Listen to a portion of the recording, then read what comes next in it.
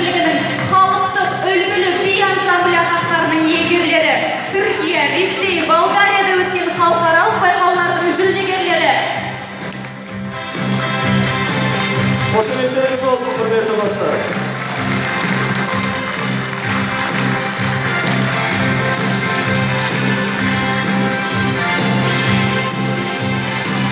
Ендеше барлықтарыңызды естелікке суретке түсуге шақырамыз.